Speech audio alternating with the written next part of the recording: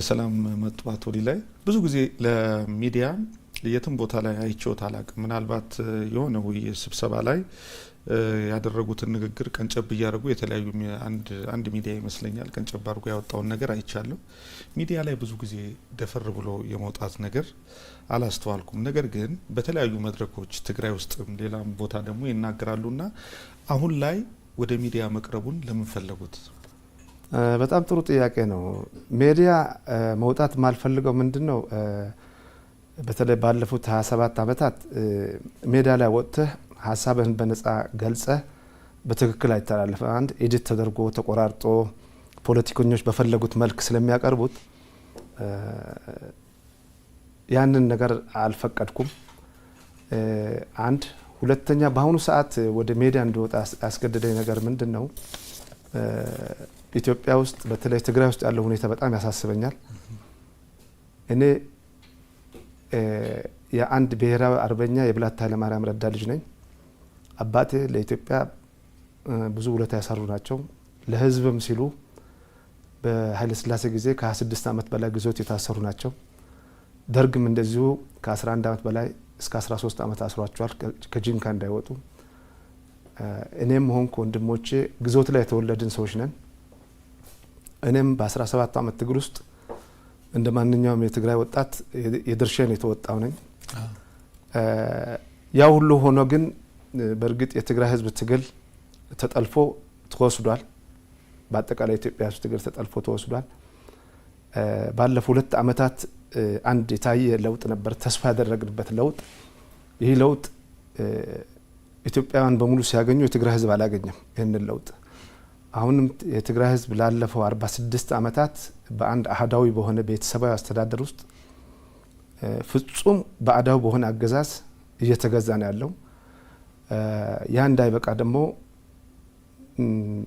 የትግራይን ወጣት ለዳግም ጦርነት ህፃናት ልጆችን ለዳግም ጦርነት የሚያዘጋጅ ፍጹም ኢሰባዊ የሆነ ፍጹም ከህግ ውጭ የሆነ አካሄድ ትግራይ ስለሚካሄድ እንደ አንድ የትግራይ ልጅ የአባቴ ማደር አለብኝ፣ የተሰዉትም ሰማዕታት አደር አለብኝ። ይሄ ግፈኛ ስርዓት ትግራይ ውስጥ ያለው ግፈኛ ጨቋኝ ስርዓት መወገድ አለበት ብዬ ስለማምን እስካሁን ይዣቸው የነበሩትን ነገሮች በሙሉ ስለዚህ ስርዓት ምን አይነት እንደሆነ ለምን ይሄ ክፉ ስርዓት እስካሁን ድረስ ኤግዚስት አደረገ፣ ለምንስ በክፋቱ ቀጠለ የሚለውን ነገር የኢትዮጵያ ህዝብ ማወቅ አለበት። ብዙ ይዘናቸው የተቀመጥን ብዙ ምስጢሮች አሉ፣ በጣም የሚዘገንኑ ምስጢሮች አሉ። በትግራይ ህዝብ ላይ ደረሰ፣ በኢትዮጵያ ህዝብ ላይ የደረሰ ማለት ነው።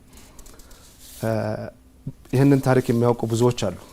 ከ60 ሺህ በላይ ታጋይ በኢትዮጵያ ሙሉ ተበትኖ ፍጹም የድህነት ኑሮ ውስጥ የሚኖር አለ። በረንዳ ዳሪዎች አሉ፣ ስጋቸውን እየሸጡ የሚያድሩ ታጋዮች አሉ። እንደርታ የራያ መሬት እየተገፈፈ እየተዘረፈ ነው። ገበሬው እየተፈናቀለ ነው። ሰዎች ለምን እንደዚህ አስባችኋል፣ ሰላማዊ ሰልፍ ልትወጡ አስባችኋል ብሎ የሚያስር የሚገድል መንግስት ነው ትግራይ ውስጥ ያለው አሁን። ስለዚህ ይሄ ቃለ መጠይቅ የአደራ የአንደኛ እርሶም እንዳሉት ብዙ የተያዙ ምስጢሮች አሉ። እነኛ ምስጢሮች እውነት ስለሆኑ እውነት ሲገለጽ እውነት የብርሃን ይሆናል፣ ብርሃን ያመጣል ከሚል አድርጌ ልረዳ። ሁለተኛው ነገር ደግሞ የአባቶትም አደራ አለ የብላታ ኃይለማርያም። ቀጥሎ ደግሞ አብረው ትግል ላይ አብረው የወጧቸውም የተሰዉም የነሱም አደራ አለ የሚለውን እንውሰድ። ወደ ኋላ ላይ ከባለ ታሪኩ አንደበት ክፍል 1 ያልነው ለዚህ ነው። ክፍል 2 ይቀጥላል፣ ክፍል 3 ይቀጥላል ማለት ነው። ብዙ መረጃዎች ስላሉ እነኛ መረጃዎች እንደ መልክ እያስያዝን መቀጠላችን የማይቀር ነው የሚሆነው። ይህን ካልኩ በኋላ ብላታ ኃይለማርያም ወደ ግዞት ሄደዋል። በጃንሆይ ጊዜም ወደ ጂንካ፣ በደርግ ጊዜም ወደ ጂንካ 2 ጊዜ። አጠር አድርገውችን ይንገሩኝ። እንግዲህ የብላታ ኃይለማርያም ረዳ ማለት የ5 ዓመት የኢትዮጵያ አርበኛ ናቸው። በኋላም ጠላት ኢትዮጵያን ለቆ ከሄደ በኋላ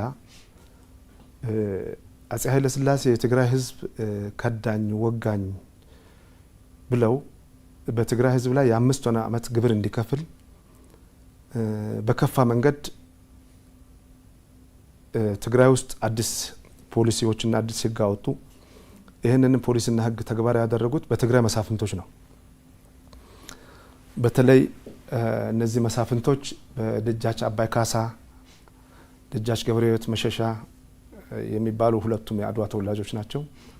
በእነዚህ እንደርታንና ራያ ሙሉውን ወረሩት። ሴቶች ተደፈሩ፣ ንብረት ተዘረፈ፣ ብዙ ግፍ ተፈጸመ። መጨረሻ ላይ በ5 ዓመት የአርበኝነት ጊዜ የሰበሰቡትን ጠመንጃ እንዲያስረክቡ ተጠየቀ። በዛን ጊዜ ነበረ እንግዲህ በ5 ዓመት አርበኞች የነበሩት የእንደርታ የራያ ሰዎች አንድ ላይ ተነጋግረው ይሄ ንጉስ ምን አርግ ነው የሚለን ያለ፣ እነዚህ መሳፍንቶች ምን አርጉ ነው የሚለን ያለ የሚል ጥያቄ ተነሳ። ተነጋገሩ። 5 መመሪያዎች አወጡ። እነዚህ 5 መመሪያዎች እንግዲህ ምንድነው? አንደኛ መሪያችን ኢየሱስ ክርስቶስ ነው። ባንዲራችን ባንዲራ ኢትዮጵያ ነው። በወንዛችን ልጅ እንዳኛለን፣ እንተዳደራለን። የሰው ገንዘብ የሚበላ ሌባ ትግራይ ውስጥ ቦታ የለውም፣ ይቀጣል። ሴቶችን የደፈረ ወይንም ሴቶችን ያመፀ ትግራይ ውስጥ ቦታ የለውም፣ ይቀጣል የሚል 5ቱን እነዚህ አምድ 5 አምድ የምንላቸው 5ቱን ምሰሶች አርበኞች ተሰባስበው አወጡ። በዛ መሰረት ህዝቡን ማደራጀት ጀመሩ። እኛን መለኪያ የሚሆነን እንግዲህ በዛን ጊዜ ሃይማኖት ወይ ቋንቋ ወይ ምን ሳይሆን እግዚአብሔር ከፈጠረን ባህሪያት ውስጥ አንዱን ወስደን ምንዳኝበት ይሆን ነው። እንግዲህ ሁሉም ሰዎች በወንዛችን እንገናኝ ተባለ። እንግዲህ ወንዝ ከምስራቅ ከምዕራብ የመጣው የሚጠጣው እንስሳት የሚጠጣው አንድ ኢምፖርታንት ነገር ስለሆነ ወንዝን እንደ ማዕከል አድርገው ወሰዱት እና በወንዛችን እንዳኝ ማለት በአንድ አካባቢ የሚኖር ሰው ራሱ ህዝቡ በመረጠው በወንዙ ልጅ ይዳኛል ማለት ነው። የተወሰነ የፌዴራሊዝም ኮንሰፕትም አለው። አዎ። እና ትግራይን ራሱ 12 ቦታ ነው የከፈሉት። ቢሳካላቸውም ኢትዮጵያን በ12 ወንዝ ለመክፈል ነበር ሀሳባቸው። እንግዲህ በኋላ እንደሚያጫውቱን ማለት ነው። ያ አመለካከት እንደዛ ነበር እና ከዛ እነዚህ ከአድዋ ከተው የመጡ መሳፍንቶችን ጋር ጦርነት ተደረገ። ብዙ ወሳኝ ጦርነቶች ተደረጉ፣ ተደመሰሱ። ማን የተደመሰሰው? ከኃይለ ሥላሴ ጋር ሆነው የመጡት የትግራይ መሳፍንቶችና የኃይለ ሥላሴ ጦር፣ የእንግሊዝ ጦር፣ እነዚህም በሙሉ ኩያ፣ እንዳይሱስ፣ እነዚህ እንግዲህ ትልልቅ አላጅ የነበረ ተደመሰሰ። መጨረሻ ላይ በእንግሊዝ ድጋፍ የትግራይ መቀሌን ጀምሮ የትግራይ ከተሞች የወያኔ ጦር እንዲዳከም ተደረገ። በአውሮፕላን ተደበደበ። ከዛ ወያኔ ከተሸነፈ በኋላ አፄ ኃይለ ሥላሴና ራስ አበበ በሽምግልና በበኩር ልጃቸው ተማምለው ብላታ ኃይለ ማርያም እንዲገቡ ተደረገ። የእርሶን አባት ማለት ነው። አዎ። ሌሎችም የወያኔ መሪዎች ገቡ። እንግዲህ የወያኔ መሪ ዋና ስለነበሩ በእርግጥ ኃይለ ሥላሴ ምህረት አድርገውላቸው ነበረ። ግን ኃይለ ሥላሴ ችሎት ላይ ቀርበው ምረንሃል፣ ከራስ ስዩም ጋር ሄደ ትግራይን አስተዳድሩ ተባለ። በዛን ጊዜ የትግራይ መሳፍንቶች በሙሉ ጮሁ፣ እኛ ትግራይ ከኃይለ ማርያም ጋር ሄደን ማን ሰው ይለናል እና ሰው አይለንም፣ እኛ እሱ ይሄድ እኛ እንሄድም የሚለው ነገር መጣ። በእነሱ ምክንያት አባታችን ግዞት እንዲሄዱ ተደረገ። 2 ዓመት ጎሬ ጨለማ ቤት ታሰሩ። 24 ዓመት ደግሞ ገለብና ሀመር ባኮ የምትባል አንድ ትንሽ የገጠር ከተማ ውስጥ ለ24 ዓመት ታሰሩ። በአጠቃላይ 26 ዓመት ማለት ነው። ከዛ ለውጥ መጣ። ደርግ ሲመጣ ደርግ ፈታቸው። እንግዲህ በዛ አጋጣሚ ነው በ1967 ሰኔ 28 ለመጀመሪያ ጊዜ ትግራይን ያየኋት ማለት ነው። እና እዚህ ይሄ ቀዳማዊ ወያኔ ውስጥ ብዙ ምናልባት ወደ ኋላ እናነሳዋለን፣ ብዙ ውስብስብ ነገሮች አሉ።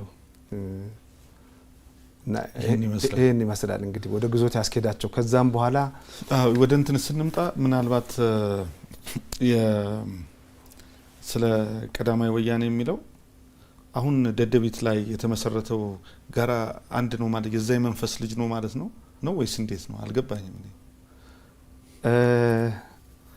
ይሄ ደደቢት የተመሰረተው ድርጅት ሁለት ባህሪ ባላቸው ሰዎች የተመሰረተ ድርጅት ነው። እንግዲህ እንዳልኩ ወያኔ 5 ፒላሮች አሉ ብያለሁ። እንግዲህ እነዚህ የተመሰረተበት አምዶች አሉ፣ ፒላር አለ። ከዛ በኋላ እኮ ያን ፒላሮች የወረሰ ነው ይሄኛው አይደለም። ይሄ አንድ በእግዚአብሔር የሚያምን በሁለት አስተሳሰብ ያላቸው ነው። በእርግጥ እውነተኛ የወያኔ ዓላማ ይዘው የተሰለፉ ሰዎች ነበሩ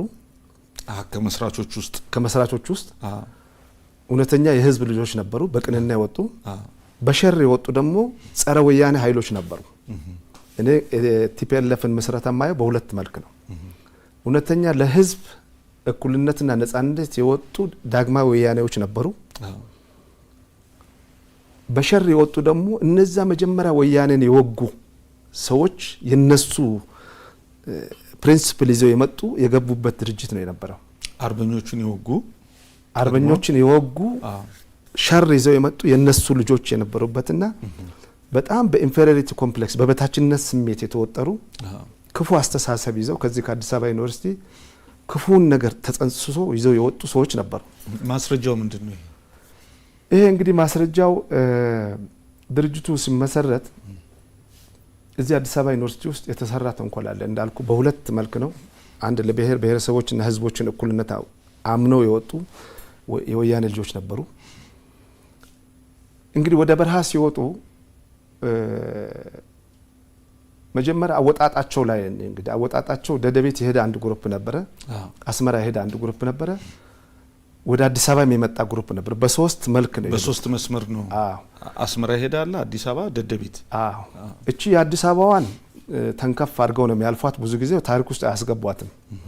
እና ደደቤት የሄደው በገሰሳ አየለ የሚመራው ወይንም ሱሁል ማለት ነው የሚመራው አንድ ግሩፕ ነው።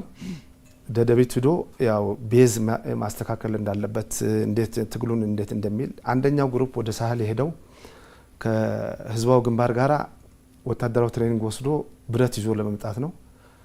አዲስ አበባ የመጣው በስብሐት ነጋ የሚመራው ደግሞ አዲስ አበባ ውስጥና መሀል ሀገር የነበሩትን የግንባር ገረ ሓርነት ትግራይ አባላትን ለማስገደል የመጣ ግሩፕ ነው። ይሄ ስብሐት ነጋ እንግዲህ እንዴት አስገድላቸዋል የሚለው ነገር ሲመጣ ደርግ ስልጣን ሲይዝ ብዙ የአድዋ ልጆች ነበሩ። ከነዛ መሀል አንዱ ኮሎኔል በላይ ነጋ ለምሳሌ የስብሐት ነጋ ወንድም ነው ዳኛው።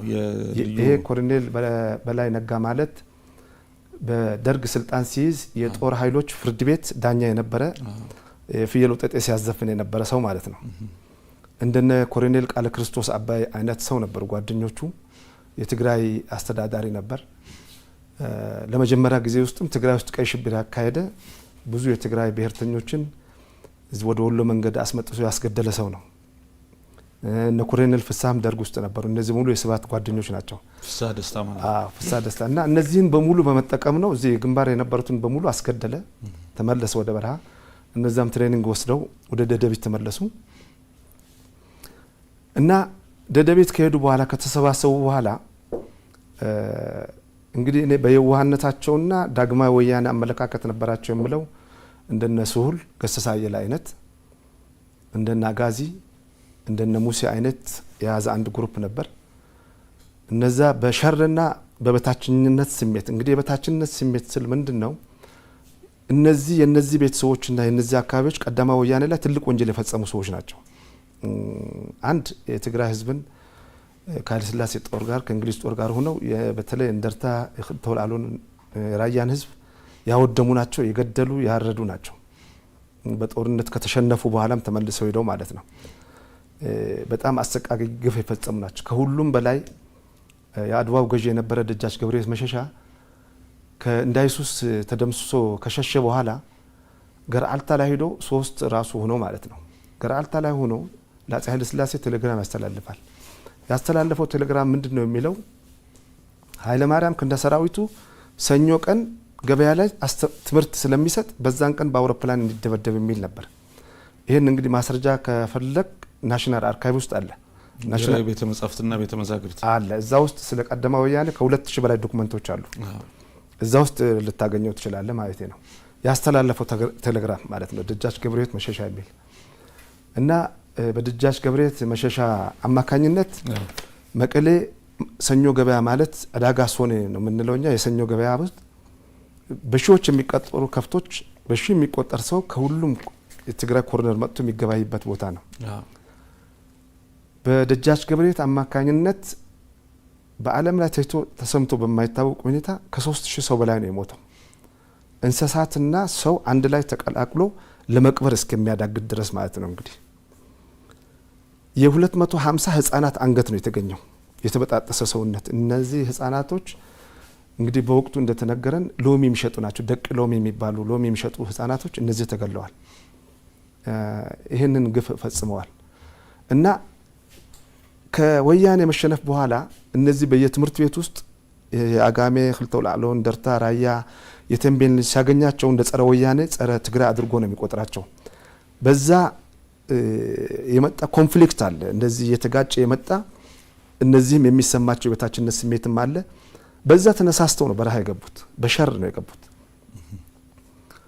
ለምን በሸር ገቡ የሚለውን ደግሞ ስናይ በሂደት እነዚህ በየዋህነት የወጡትን እንደነ ገሰሳ አየለ አይነት እንደነ ሙሴ አይነትን እንደነ አጋዚ ራሳቸውን የገደሏቸው። ከዛም በተጨማሪ ለምሳሌ ግንባር ገለ ሓድነት ትግራይ የሚለው እነዚህ ሙሉ ዳግማዊ ወያኔዎች ናቸው የነበሩት። በእርግጥ አመለካከታቸው ትግራይን ገንጥለን ወደ ኤርትራ እንሂድ ይበሉ እንጂ ቤተሰቦቻቸው ሙሉ ወያኔ ውስጥ የተሳተፉ ናቸው በሙሉ።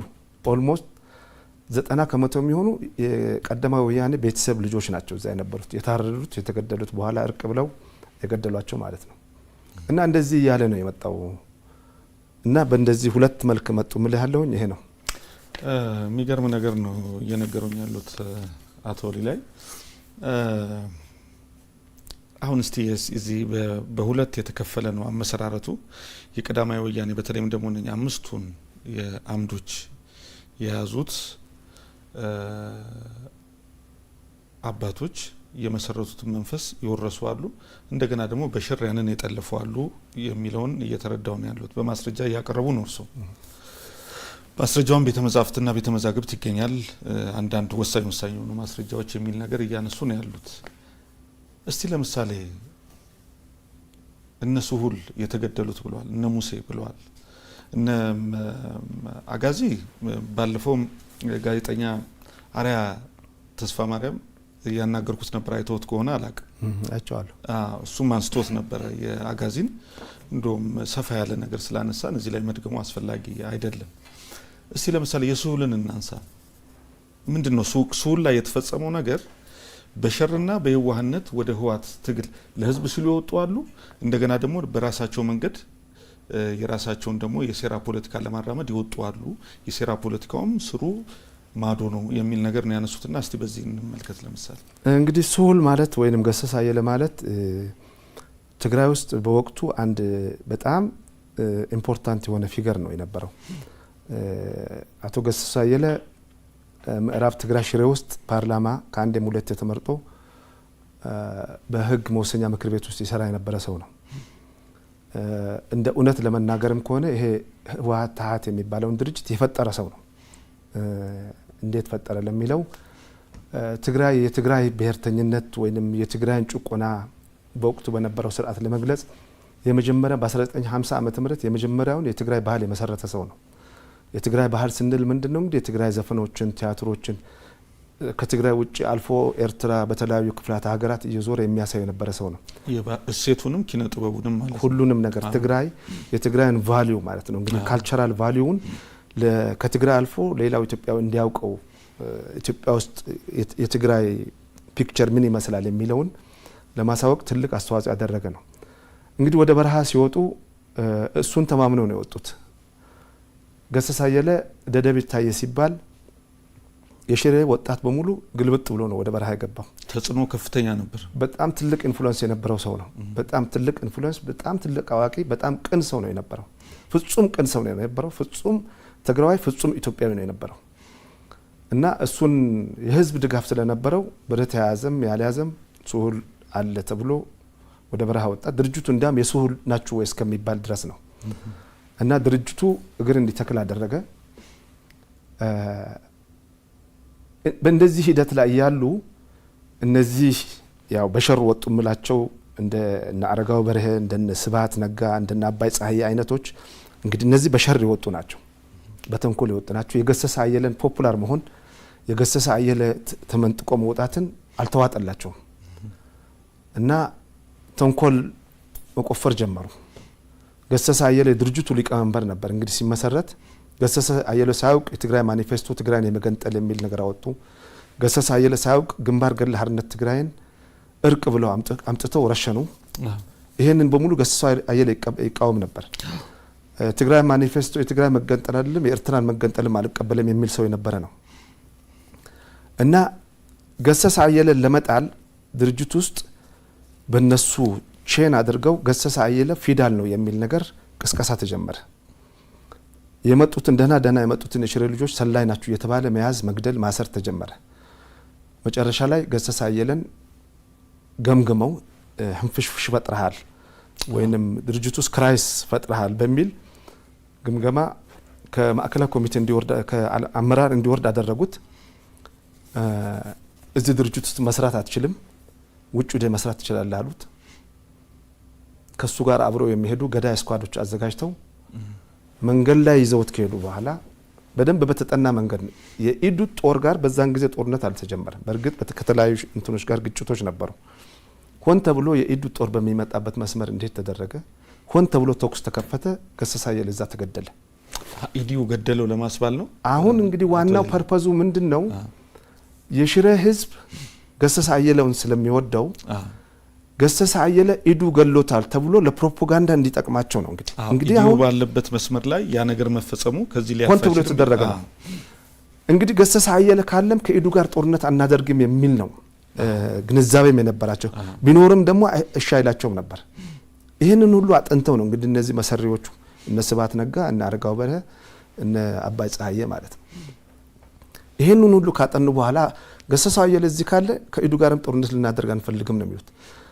እነዚህ አላማቸው ምንድነው? ይሄ ምንም አይነት የትግራይ ድርጅት ትግራይ ውስጥ እንዲኖር አይፈልጉም። ከነሱ የተለየ አስተሳሰብ ያለው ሰው እንዲኖር አይፈልጉም። ብቻቸውን ይዘው ለመውጣት የፈለጉት ነው እና ከ1967 እስከ 1968 መጨረሻ የሽሬ ልጆችን በሙሉ ጨረሷቸው። ግማሹን ራሳቸው ይገላሉ፣ ግማሹን ጦርነት ላይ ከኋላ መምታት ጀመሩ። አያይዞ በመላክ ከኋላ በመቼ ስኳድ ይገሏቸዋል። ብዙዎች ተገደሉ። የሽሬ ልጆች ገሰሰ አየለ ወንድም ጨምሮ ብዙዎች በብዙ በተንኮል ብዙዎች የሽሬ ልጆች ተመስርቶ እስከ 1968 ገደሏቸው።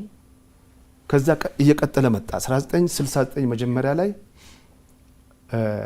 ድርጅቱ በደቡብ በአጋሜ ክልተ ወላሉ እንደርታ ራያ ልጆች እና ቴምቤል ልጆች ዶሚናንት ሆነ እና በዛን ጊዜ ደግሞ የነበሩ ልጆች በጣም ምርጥ የሆኑ አድቫንስድ ብሬን የነበራቸው በጣም ጂነሶች የሚጠይቁ የሚናገሩ የሚያሳምኑ ልጆች ነው የነበሩት። ይሄ ስጋት ያደረባቸው አረጋው በርሄና ስብሐት ነጋ ፕላን አወጡ፣ ጠነሰሱ። እነዚህን የሚያጠፉበት መንገድ ተፈለገ። እንግዲህ ያ የነበረው ምንድነው? በወቅቱ የነበሩት እነዚህ በተለይ እንደርታ ራያ አጋሜ ክልተ ወላሉ ቴምቤል ልጆች እና አረጋው በርሄ እና ስብሐት የራሳቸውን ቤተሰብ የሆነውን አመራር ላይ ያስቀመጡ ወስዶ ጦርነት ውስጥ ሰራዊቱን ያስጨርስ ነበር። አንዱ ጥያቄ የተነሳው ማለት ነው። ብቃት ያለው ሰው ያለ እናንተ በዘመድ እየሰራችሁ ነው፣ ከአንድ አካባቢ መጣችሁ በአካባቢ ያመናችሁ ነው፣ እኛ የመጣነው ለህዝቦች እኩልነት ነጻነት ነው፣ ለምን ይሆናል? በጣም ሀቅ ያለው ጥያቄ። ይሄን እንግዲህ የሚጠይቁት የእንደርታ ልጆች ብቻም ሳይሆን ኢቭን የአድዋ ልጆችም የአክሱም ልጆችም ነው። ሁሉ ታጋይ ነው የሚጠይቀው የነበረ 100% ታጋይ ነው። እንግዲህ የአውራጃ ልዩነት ምናምን የሚባል ነገር በዛን ወቅትም አይታይም ነበር ብዙ ከነዚህ ከሴረኞቹ ውጭ ማለት ነው። ይህን ለመምታት አረጋውና ስብሐት ነጋ የጠነሰሱት ምንድነው? አምስቱን አውራጃዎች አጋሜ ክልተ ወላሉ እንደርታ ራያ ቴምቤንን ነጥለው እነዚህ ሰዎች አንጻር አሻዓ ተነስተዋል። አክሱም ሽሬ አድዋ የሚለውን አሻዓ የሚሉት አንጻር እንግዲህ ስብሐት ሰራዊት ሰብስቦ ነው አውራጃዊነት ድርጅታችን ውስጥ አለ ነው ያለው ምንድነው? አጋሜ ክልተ ወላሉ እንደርታና ራያ ቴምቤን አንጻር የአድዋ ልጆችና አክሱም ሽሬ ተነስተዋል ብሎ ነው። ሽሬ ጨርሰዋቸዋል የሉም። በዚህ መሃል በነጋታው ጀምሮ በተገኘ አጋጣሚ መግደል ተጀመረ። አረጋው በዚህ ይገላል፣ ግዴ ዘረጽዮን በዚህ ይገላል፣ አባይ ፀሐዬ በዚህ ይገላል፣ ስብሐት በዚህ ይገላል። አራቱ በተለይ አራቱ ይገላሉ። ያስገድላሉ። ሊታገል የወጣ የህዝብ ልጅ በተገኘበት መታረድ ሆነ። አጋሜ፣ ክልተላሎ፣ እንደርታ፣ ራያ፣ ተንቤን በግፍ ታረደ። የተያዘም ሀለዋ ወያኔ ሄዶ ግማሹ ከነ ህይወቱ የተቀበረም አለ። ሀለዋ ወያኔ ማለት ባዶ 6 ማለት ነው። አሁን ባዶ 6 እስረኛ የእስር የሚታሰሩበት ማለት እዛ ከገባ ያው የሚወጣ ሰው የለም በአጠቃላይ ማለት ነው። እና የገሰሰ አየለ እንግዲህ አመጣጥ እንደዚህ ነው። እንግዲህ እስከ 1969 ደግሞ ጀምሮ እነዚህ የሌላውን 5ቱ አውራጃ ልጆች እየገደሉ እስከ 70 መጨረሻ መጡ። ወደዛ እንመጣለን አቶ ላይ ግን አሁን ወደ ሱሁል ጋር ስንመጣ የገሰሰ ጋር ለምሳሌ የግንቦት ሃያ በዓል ሲከበር ወይም እንደዚህ የካቲት 11 በዓል ሲከበር ሱሁል ፎቶ ፖስተር ሲለጠፍ እናያለን። ረዘም ያለ ቆራጥነት ያለው የሚመስል መሳሪያ የያዘ እርሶም ያዩት ይመስለኛል አቶ ላይ ያ ፖስተር። ስለዚህ ከዚህ ጋር አይጋጭም እንዲህ ነገር አቶ ላይ ምንድነው እሱ? በጣም ጥሩ ጥያቄ ነው። እነሱ ገለው ሐውልት መስራት ይችላሉ። ገለው ድራማ መጫወት በጣም ጎዞች ናቸው። በጣም የተካኑበት አጋንንቶች ናቸው። እሱ ብቻ እኮ አይደለም። ብዙዎች ለምሳሌ አሁን መስፍን ኢንጂነሪንግ ብለው ትተዋል። መስፍን ኢንጂነሪንግን ራሳቸውን የገደሉት ግን እነሱ ዶዘር ገደለው ነው የሚለው። በሰንሰለት የሚሄድ መኪና ፍሬን ሳይዝ ገደለው ነው የሚሉት።